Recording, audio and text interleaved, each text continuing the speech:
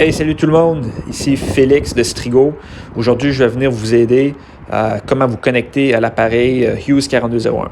Pour commencer, on pèse le bouton rouge Power pendant un bon 3 secondes. L'appareil va démarrer. On va voir sur l'écran qu'on rentre dans le mode recherche de position. Le petit satellite GPS, il va flasher. Une fois qu'on est en contact avec le satellite, on va venir lire la carte SIM et on va rentrer après ça dans le mode pointage. Alors, l'écran va venir vous guider en vous donnant un azimut sud-ouest, comme on peut voir, et EL pour élévation, 26 degrés. Alors ici, vous pouvez utiliser une boussole pour mieux vous orienter, pointer dans la direction sud-ouest, parce que notre satellite se retrouve à la frontière de l'Alberta et du Saskatchewan. Et là, on va faire un peu d'essai-erreur.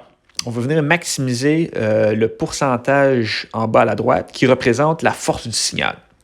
On vise au-dessus de 20-25 %. Ici, vous pouvez voir, je frappe 52 %, ce qui est vraiment excellent.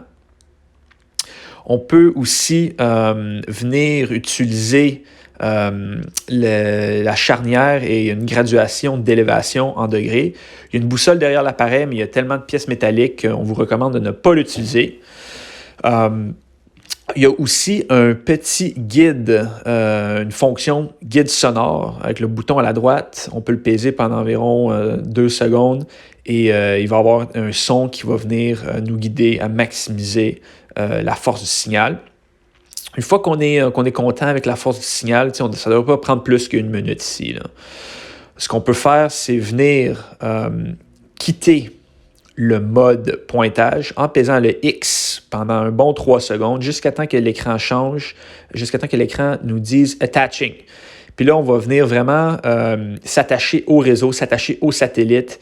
Et la prochaine étape, ça va être le mode data, qui est le mode échange de données sur l'Internet. En arrière, vous allez sûrement avoir peut-être un mot de passe Wi-Fi s'il est déjà configuré. Sinon, on va venir vous montrer comment le configurer. Ah là, data ready, good to go avec Strigo. Prochaine étape, si vous ne l'avez pas déjà fait, c'est venir vous connecter au réseau Wi-Fi comme vous faites normalement avec votre téléphone portable. Ensuite, on vous encourage de venir consulter l'interface web Strigo avec l'adresse IP qui commence par 192.